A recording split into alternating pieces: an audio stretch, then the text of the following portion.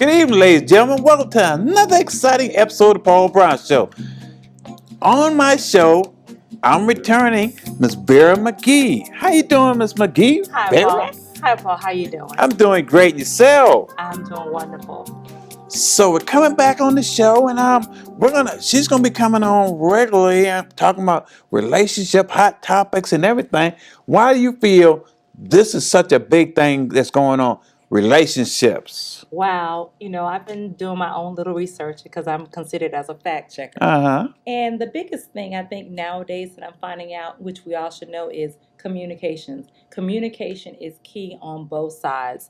It's not the right, it's not the left. When I say right, I mean women and men. It's communication is the big thing.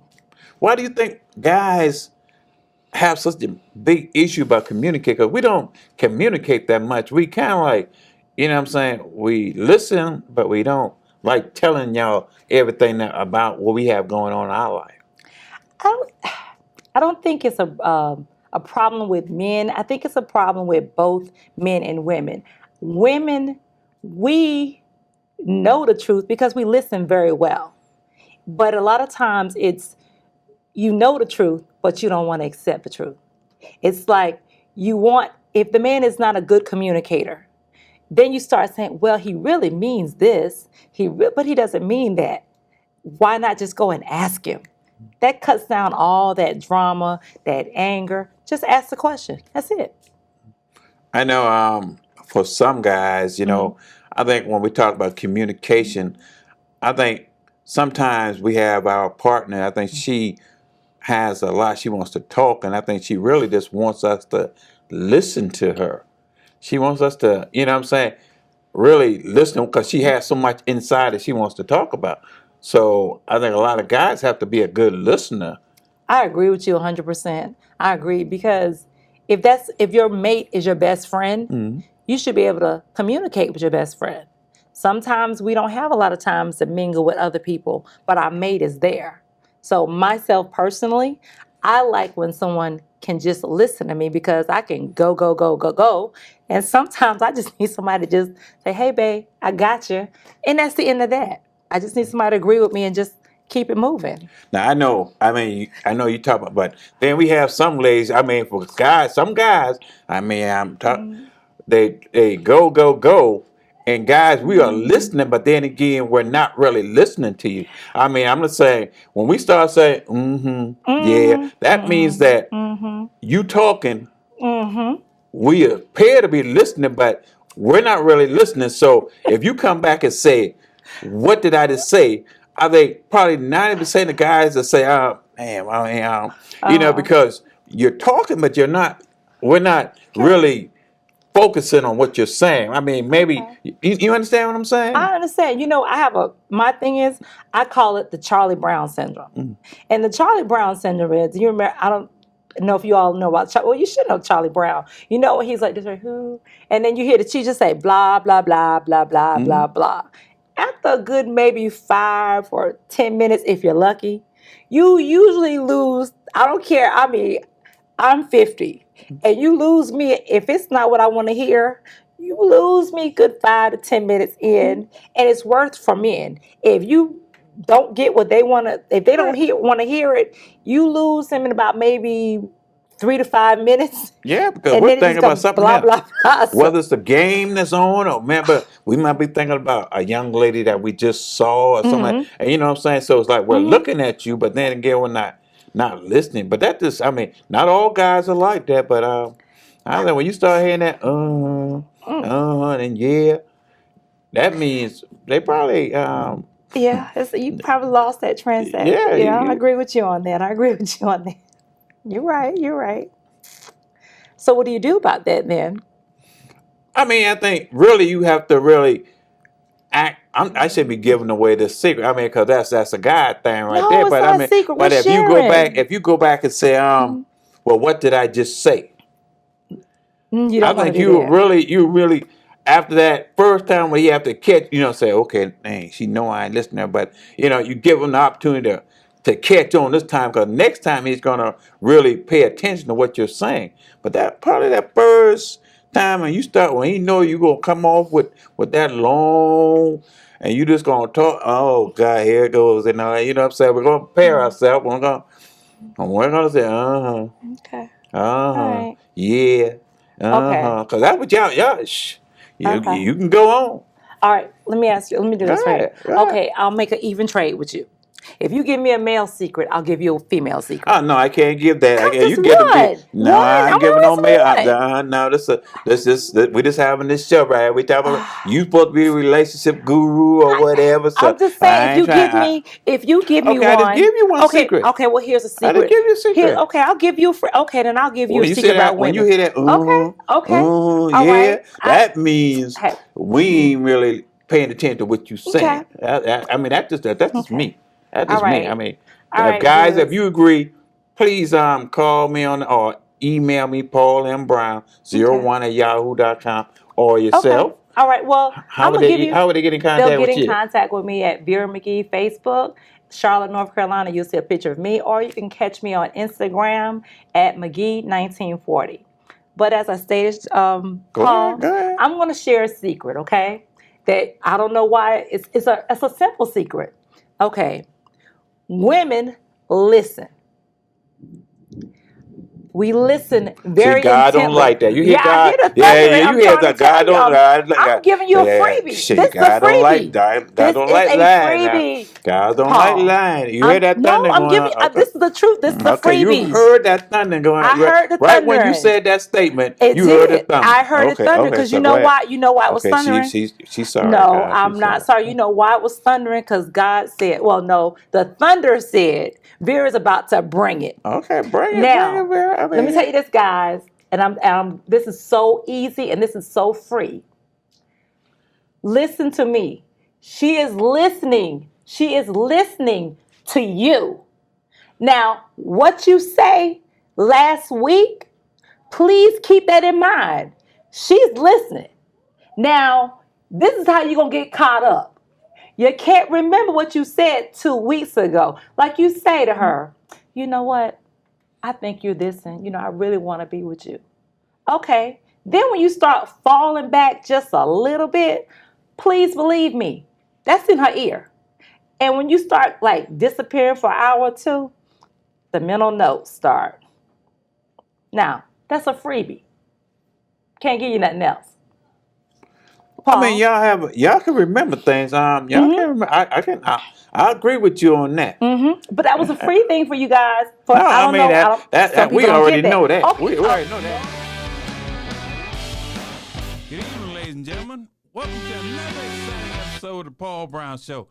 Tonight, we're producing using the facilities of Charlotte Mecklenburg Public Access Corporation Access 21 Podcast Studio. Today, I have as my guest Miss Sharon Cash, and she'll be talking about her show. How you doing there, Sharon? I'm doing good. How are you, Mr. Brown? I'm doing great. Tell the audience a little bit about yourself first. Well, I am from Charlotte, North Carolina, by way of Waysboro, North Carolina. Okay. Retired police officer, CMPD. Single mother, 7 children, 5 boys, 2 girls. Love riding my motorcycle. Love horseback riding, trailing, country stuff. Okay. All right. Stuff like that. All right. So you got a show coming up called Infamous Spotlight. I do. Tell the audience a little bit about where'd you get that name from? Infamous, a lot of people think the word infamous is a bad word, but in my, I guess, mindset, infamous, it could be a good thing. It could be something famous, but at the same time, it could mean not being famous. Correct. So, I mean, for me, infamous means a good thing to me. So I kind of like the word. Kind of stood out to me. So I like the word infamous.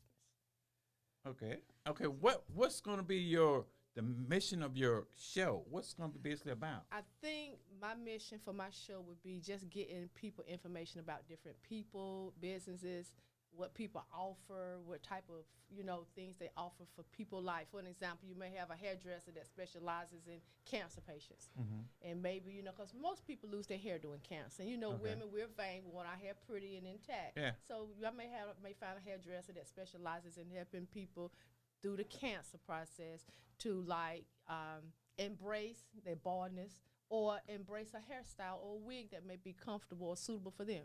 Okay. So I'm going to be dealing with people that offer specialized services that's going to be a help for other people. Oh, your hairstyle looks real nice. Well, yeah. Well, you want to give a shout out to anybody? I mean, you know. Well, my hairdresser, her name is Nicole. She's in Monroe, so she is my shout out girl. She is my girl. So, hey, Kim Nicole, Monroe, North Carolina, that's where you need to go. I hear that. All right. So tell the audience, I mean, this, I know you got the show. You say you were a police officer. Tell us a little bit about your involvement with that being a police officer. Helping people is a thing for me. That kind of touches my heart. So I like helping people. Helping people is a passion. So helping people to kind of pull themselves up, put themselves in a better position. I like helping people because everybody don't like helping people. Some people, they can take it or leave it, but that's my passion. That's my calling. So I like trying to reach out and help people do, things that need to get done. So helping is my thing. Like my home care agency, I love helping elderly people that can't take care of themselves. I love taking care of them. They love you too. Correct. So I love helping people, be it from the old to the young. So I like helping is my calling. That's my passion. Are you excited about starting your show? I'm thrilled about starting my show, but I'm nervous too because I've never done it before. So this is something new. I'm stepping into another life doing this because I've never done it before, but I'm looking forward to doing it. What's the part that makes you nervous? Well, this is something new. When you start something new in your life, sometimes you're a little nervous about it, but I'm not afraid of it. Change is good. I'm embracing the change. So I think not knowing what it's going to be like, I guess that could be what's making me nervous. But I'm not afraid. Not afraid, just a little nervous about it. Okay, well, we can use this show to be like kind of like a starter up for your show, and you kind of like interview me for a little bit. Well, we can do that, Mr. Brown. Okay, go ahead. Okay, go ahead. So I guess the first question I'm going to ask you, what do you enjoy most about doing your show? I like the most I like about the show is the fact that I'm able to meet people and to get to see what they do and how they make an impact on our community. Because it's a lot of people that I've interviewed that I probably would not have been able to have met because of the fact that of their status, mayors, chief, and all that. But being that God blessed me with the opportunity to interview them, it was like I was at some of the guests I've had, this was being in the same room with them because it was really it's really exciting. And you become like a therapist, whereas you normally just ask them the questions, let them speak. Okay. Because you don't want to do all the talking. You want them to, because it's really their show. Right. Okay. Ask them a question and they basically just run the show by themselves. So what guests have you had on your show that was more exciting than any other guest? So I guess what I'm asking you, what person that you have on the show that you was excited about having on your show? Oh, well, I know it was one show I had. Well, one day I had Chief Monroe, the former chief of police of Charlotte, and right behind him, Sheriff Bailey was in a because I met them at a conference and they both said that they would come to the show. Okay. So I interviewed both of them on the same day, and it was like really exciting because what I'm saying, these are two people that I see on TV, but I never thought I would actually be there to interview them. Okay. And the mayor, Mayor Lyle, I've interviewed some other mayors, and it's just CEOs. I mean, it's just so many of them that. So you've had a variety of people on your show before. God has really blessed my show. Okay, He really has. That's a good thing. So since you've been doing, first of all, how long have you been doing this for the Paul Brown Show? How long have you been doing it? I started the Paul Brown Show back in 2008. Okay. And I've been doing it so far, and it started off as Second Chance. That was the name of the show, The Second Chance, when I started off. And Because what gave you, and where did that name come from? The Second Chance. Okay, I'm a recovering addict. Okay. And what I wanted to do is bring people on that give people an opportunity to have a second chance at life. Okay. Okay. You know, and that was my main mission of having a TV show. Just being able to allow people in the community to give information on different programs that's available to help people to get their lives back together. Okay. So it's an inspiration for you, so to speak. Correct. And then my director, Miss Sonia Roberts, you know, she was a blessing. I mean, I love her, you know, and she really helped me out through my shows and stuff like that. She really did a lot, you know. And we talked, and she said that I should make the show more diverse. So she said let's call it the Paul Brown Show, and that's what we Will did. be Miss Donna Harrelson, and she has her cast members for her play Cinderella. Cinderella. How you doing, Miss Harrelson? Thank you for coming back on the show. Well, thank you, Mr. Brown. I'm honored to be here. Okay, well, first of all, let's introduce you other members. Okay. We have Mr. Johnny McNeil, who will play the senator Okay. in Cinderella. We have Susan Ross, who will play the wife of Mr. Eric Bradley, the son of the senator. Okay. And that's my partial cast of a major production. Okay. Mhm. And how about the young lady right here? Susan Ross. Susan Ross. Uh-huh. Okay. All right, so Cinderella. Tell the audience a little bit first about yourself, because you have an awesome playwright that you do. Yes, sir. Yes, sir. I am, again, playwright Donna Harrelson for a ministry called Transforming Souls. Correct. When I was last here, I told you about how Transforming Souls come about. And that's what we do. We put on major productions that will give the audience a transformation. We lead, we take situations in the community, and we pray about them, we perform them, and not only does the cast have a transformation, but the audience will as well. So you have to come out and see this particular play, Cinderella. When is awesome. It is September 14th at the Cultural Arts Center in Greensboro, North Carolina. The name of the theater is the Van Dyke Theater. it? Okay. Now let's talk to some of your cast members. Okay. Gentleman right here in the back. Tell the audience about yourself and tell us a little bit about why you want to be part of this Cinderella. Well, I've been doing theater since high school, off and on. Some short films, so we're talking in the 30-year kind of range. Donna writes a lot of plays about things that the black community needs to hear about. Correct. That the black community usually kind of turns a blind eye to. It's there, they know it's there, but they don't want to acknowledge these things. And I feel that there needs to be a medium where people can see these things for themselves. Because in my experience, it's been oftentimes that people don't want to talk about it for whatever reasons. But when they see it on stage, they can privately process whatever's going on. Okay. And I believe that once people process things that way, it can open up the lines of communication about it.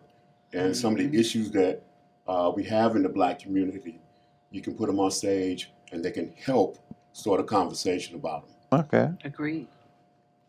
Yes, ma'am. Well, I'm Susan Ross. I have been acting for a few years. I had taken a break due to illness, but I'm better now. And I prayed about it, and I said, Lord, bless me with something that can help me help you reach others. And Miss Donna came along, Okay. and I'm like, thank you, Lord. That was an answer to a prayer. And now I'm here because I feel that this right here is what a lot of people in the community need, because there are some people that are hurting silently, suffering silently, and wondering Am I alone in this? How do I process this? How do I get through this? Mhm. Can somebody give me a sign or help me find a way out of where I am in this turmoil? Mhm. And I feel like Cinderella has a way. It helps people to release. Mm. You can do it by yourself, with yourself, or reach out to those that love you and those that are around in the community that can help you. Mhm. Good stuff. Yeah. Good Yes, stuff. sir. Okay, my name is Eric Bradley, and this is actually going to be my first play. But I've always done work in the entertainment industry. But when I was approached to do the play, after reading the script, I just fell in love with it. It has a lot to do with like my co-stars here was saying. It has a lot to do with real life and the stigma that's going on in the Black community, things that we choose not to talk about or we shun away from because what somebody may think or what somebody may say. So like I said, when I read this play, it was just like awesome, and anything that has to do with ministry and like Donna said, transforming souls, because I'm looking for my soul to be transformed through this process as well. And I'm learning a lot from my peers. And, Miss Donna, she's a very knowledgeable woman. Correct. And I just thank God for, placing her, in my path to do this play. Thank you. Ms. Harrelson. Yes, sir. Okay. You wrote this play. Yes. How did you come about? What's the thought process as far as this play coming into existence? Well, any play that I write what I hear. Mm-hmm. Cinderella has been probably one of the biggest challenges for me because with Cinderella, spelt with an S, we Okay. focus on the sin. Mm-hmm. So in this, what I was led to write about was just not only this particular sin that we do in Cinderella, but it involves so many other sins from so many other people, all wrapped up to one. And the key to it all is deliverance. Okay. So when I was writing this play, and again, being challenged by what I was hearing to write, and the more that I would write about this particular play, I was not only learning about the different ways when people have, let's say, when we talk about the gay community, a lot of times it's taboo. People Okay. don't want to talk about the gay community, and I don't even like using the word gay or homosexuality or any of that because we're all God's children. So we all have to come. You don't know how this person or that person became that way. Okay. So that's why we focus on the sin when I was writing this. So we could talk about this one particular person, how he came about his story. Everybody has a story. So we shouldn't point the finger or we shouldn't pick or, hate a particular group. Cinderella helps educate people on how this person came to be. So everybody has fell short of God's glory. Everybody has sinned. Correct. So by focusing on the sin, we tell a phenomenal story about one person who I'm sure is not only in your family, somebody, a friend of yours family, somebody that you know.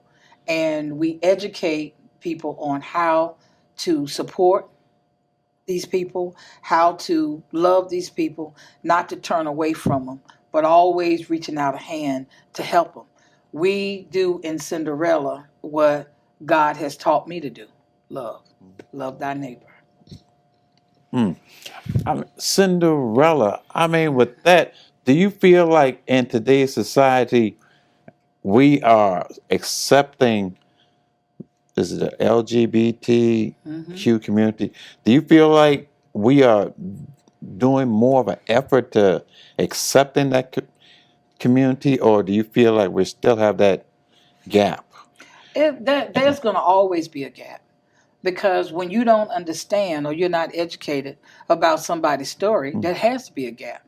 Because when people are different, you bring a gap. You stay separated.